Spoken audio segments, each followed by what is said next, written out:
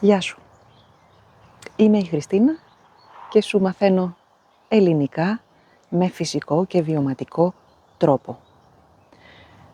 Όπως στα προηγούμενα βίντεο, σε πήρα μαζί μου στην παραλία, στα πάρκα, σε φυσικό πάρκο.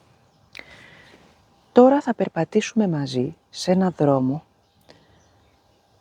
πάλι κοντά στην εξοχή, που έχει σπίτια και θα μιλήσουμε για ένα κοινωνικό θέμα. Θα μιλήσουμε για ένα κοινωνικό θέμα. Πρώτα απ' όλα όμως να σου δείξω τον δρόμο στον οποίο θα περπατήσουμε. Νάτος ο δρόμος, μέχρι πέρα. Κάπου εκεί έχω παρκάρει και το αυτοκίνητό μου. Αλλά τώρα πρέπει να κάνω πιο εκεί γιατί έρχονται αυτοκίνητα και στρίβουν και οπότε πρέπει να κάνω πιο εκεί για να μην με πατήσουν. Να με πατήσουν. Την ήξερες εσύ αυτή την έκφραση? Πρόσεξε, θα σε πατήσει αυτοκίνητο. Που σημαίνει ότι μπορεί να σου κάνει κακό. Να σε αφήσει στον τόπο.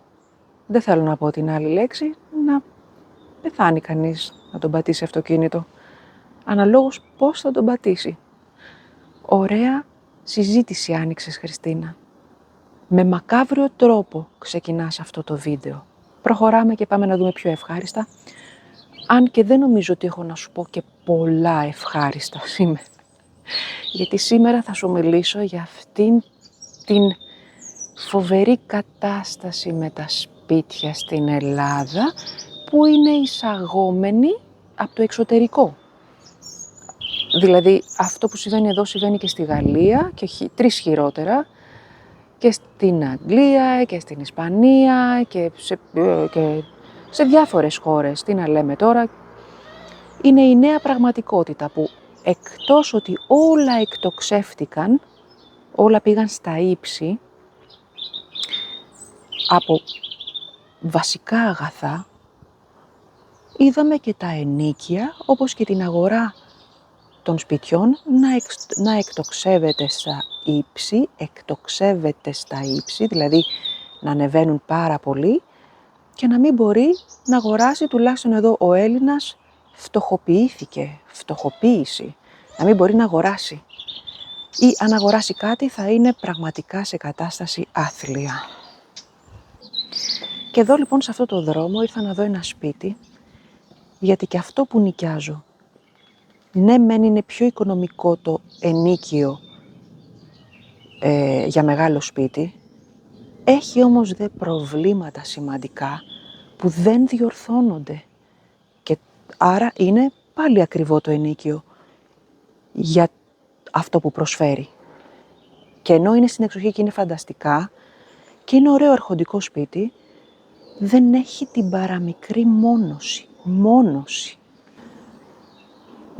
δηλαδή έχει μόνο τούβλο, τίποτα άλλο. Με αποτέλεσμα χειμώνα καλοκαίρι, με πολύ κρύο, με κρύο και με λίγο κρύο και με λίγη ζέστη, είτε να κρυώνεις, να ψοφάς στο κρύο, είτε να ψοφάς στη ζέστη. Ψοφάω στο κρύο.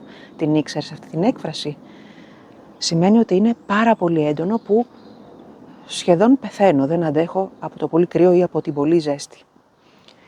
Έτσι λοιπόν έρχομαι και βλέπω άλλα σπίτια, μήπως νοικιάσω κάτι άλλο, αλλά πάλι είναι πανάκριβα, πάρα πολύ ακριβά και για την τιμή που τα έχουν και τόσο μικρά, πάλι δεν είναι λογική, είναι εκτός πραγματικότητας. Οπότε αυτό που θέλω να σου πω είναι ότι νομίζω το ξέρεις κι εσύ άμα ζεις εδώ και νοικιάζεις σπίτι, ότι η κατάσταση με τα ενοίκια έχει ξεφύγει. Η κατάσταση έχει ξεφύγει. Και ενώ είμαι εδώ σε έναν ωραίο δρόμο, πραγματικά πολύ ωραίος που θα μπορούσα να έρθω να μείνω, είδα ένα σπίτι και τι να σου πω τώρα, φρίκαρα. Τέλος πάντων.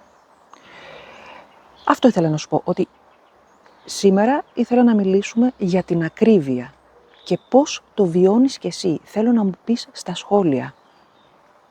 Είναι ακριβά τα ενίκια, δίνεις ακριβό ενίκιο για αυτό που παίρνεις. Όπως και εγώ θεωρώ ότι δίνω ακριβό ενίκιο για αυτό που παίρνω και πάλι είναι πολύ πιο οικονομικό αν είχα νοικιάσει πιο κοντά στην Αθήνα ή σε πιο καλές περιοχές. Δεν το συζητάμε τι θα πλήρωνα. Θα μάτωνα κάθε μήνα για να τα βγάλω πέρα. Ματώνω για να βγάλω το μήνα μου. Την ήξερες αυτή την έκφραση? Ματώνω για να βγάλω το μήνα μου. Δηλαδή, δυσκολεύομαι πάρα πολύ. Είναι δύσκολα. Δεν τα έχω αυτά για να μπορέσω να τα πληρώσω και ματώνω. Κανονικά, κυριολεκτικά ματώνω είναι βγάζω αίμα. Άμα χτυπήσεις, ματώνεις. Κάνεις μια πληγή, γρατζουνιέσαι στο χέρι, στο πόδι, ματώνεις. Κυριολεκτικά. Μεταφορικά, ματώνω σημαίνει δυσκολεύομαι πάρα πολύ. Και προχωράμε.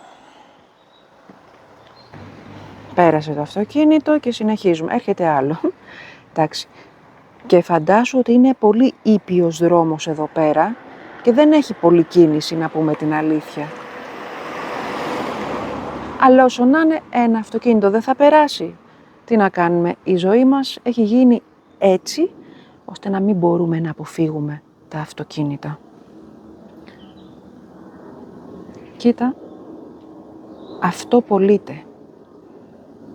Ήρθα από περιέργεια να το δω. Αυτό θέλει όλο γκρέμισμα. Όλο να γκρεμιστεί και να χτιστεί από την αρχή. Αν σου πω την τιμή που πωλείται για αυτό το σπίτι, που και πάλι είναι πολύ χαμηλή σε σχέση με το τι υπάρχει εκεί έξω, θα μου πεις, μα δεν είναι δυνατόν, ούτε τόσα δεν αξίζει. Τα αεροπλάνα δεν τα γλιτώνουμε πουθενά, μου φαίνεται, σε όλη την ευρύτερη περιοχή. Δυστυχώς θα το συνηθίσεις. Εδώ που έχω έρθει έχει αεροπλάνα και γενικά εδώ που μένω έχει αεροπλάνα. Συνεχίζουμε τη βόλτα μας, κάτσε να περάσουμε εδώ. Από εδώ θα βλέπουμε αυτοκίνητα, θα γυρίσω από την άλλη για να βλέπεις τίποτα ωραίο. Ναι, ωραία. Λοιπόν, αλλά κάτσε να μην παίρνω. Που λες λοιπόν, να ξεκουράσω και το χέρι μου. Δύσκολα, Πρέπει να πάρω ένα stick. Πρέπει να πάρω ένα stick να σου κάνω πιο ωραία βίντεο. Να είναι λίγο και σε πιο σωστή απόσταση. Τέλος πάντων. Να επανέλθουμε στο θέμα μας. Έτσι λοιπόν, βλέπεις ότι τα ενοίκια έχουν ξεφύγει, όπως και η αγορά σπιτιού, και ο κόσμος δυσκολεύεται να βρει ένα σωστό σπίτι, με ένα σωστό ενοίκιο να μείνει. Είναι η κατάσταση δραματική και νοικιάζεις σπίτι και τελικά και πληρώνεις και υποφέρεις. Υποφέρω. Ξέρεις τι σημαίνει υποφέρω? Υποφέρω, όπως και το ματώνω, κυριολεκτικά σημαίνει πονάω. Είτε σωματικά, μπορεί να υποφέρεις από μία πάθηση, από ένα πρόβλημα υγείας, είτε να υποφέρεις ψυχικά. Κάποιος να σε έχει στεναχωρήσει, να σε έχει πληγώσει και να υποφέρεις ψυχικά. Οπότε, αυτό. Και νοικιάζεις και πληρώνεις και υποφέρεις γιατί δεν έχει μόνωση, δεν έχει θέρμανση, δεν έχει το ένα, δεν έχει σίτες, δεν έχει το άλλο, σε τρώνε τα κουνούπια. Χαμός, παιδιά, χαμός. Νομίζω ότι καταλαβαίνεις. Όλοι στο ίδιο καζάνι βράζουμε. Αυτή είναι η πραγματικότητα. Την ήξερες την έκφραση αυτή? Ότι όλοι περνάμε το ίδιο δύσκολα. Όλοι? Όχι. Οι λίγοι δεν περνάνε δύσκολα όπως εμείς. Οι πολλοί περνάμε δύσκολα. Οι λίγοι συνήθως είναι αυτοί που έχουν στα χέρια τους την εξουσία. Αλλά επειδή δεν θέλω να μου κατεβάσουν αυτό το βίντεο και επειδή είναι εκπαιδευτικό, ας μην ανοίξω συζήτηση πάνω σε θέματα πολιτικής. Αχ, ωραία, κοίτα να δεις και λίγο ουρανό μπλε. Ωραία, με τα πευκάκια εδώ πέρα. Φανταστικά. Συνεχίζουμε, πάμε τη βόλτα μας. Θέλω λοιπόν να μου πεις, αν και εσύ βιώνεις μια δύσκολη κατάσταση σε σχέση με το σπίτι που νοικιάζεις. Σου αυξάνει ο ιδιοκτήτης του σπιτιού κάθε χρόνο το ενοίκιο και ζητάει παράλογο ποσό. Μπορεί βέβαια να τύχεις και καλό ιδιοκτήτη, να τα λέμε και αυτά. Μπορεί να έχεις και σωστό άνθρωπο και να καταλαβαίνει. Καμιά φορά υπάρχουν ιδιοκτήτες που είναι και αυτοί στο ενοίκιο. Νοικιάζουν το δικό του σπίτι γιατί είναι μικρό και έχουν οικογένεια, το νοικιάζουν σε κάποιον άλλον και πάνε και αυτοί νοικιάζουν άλλο σπίτι για να μπορέσουν να καλύψουν τις ανάγκες. Καλύπτω τις ανάγκες. Έκφραση. Να καλύψουν τις ανάγκες της οικογένειάς τους. Άρα, για πες μου και εσύ στα σχόλια, πώς είναι η κατάσταση. Αυτό που μπορώ να σου πω εγώ είναι ότι εδώ και 2 χρόνια που νίκιασα στην εξοχή, λόγω των προβλημάτων, ενώ μου αρέσει πάρα πολύ εκεί σε περιοχή, συντοτε έχω και τα αεροπλάνα πάνω από το κεφάλι μου, έχει τόσα προβλήματα. Και είναι τόσο κουραστικό το σπίτι αυτό που θα αναγκαστώ να αλλάξω. Και τώρα ψάχνω. Δηλαδή δεν φτάνει που νοικιάζεις, δεν φτάνει που περνάς όλη αυτή τη διαδικασία της μετακόμισης που είναι δύσκολη, επίπονη. Πρέπει μετά να ψάχνεις κι άλλο, γιατί βλέπεις ότι τελικά δεν είναι αυτό που σε καλύπτει. Τι να πεις, δύσκολη κατάσταση. Αλλά θα τα καταφέρουμε. Πρέπει να έχουμε ελπίδα. Τι λες? Πρέπει να έχουμε ελπίδα και να πιστεύουμε για το καλύτερο. Άρα θα τα καταφέρουμε και πού θα πάει? Θα ξεπεραστεί και αυτή η κατάσταση. Προς το παρόν πάμε να βρούμε ένα σπίτι μαζί.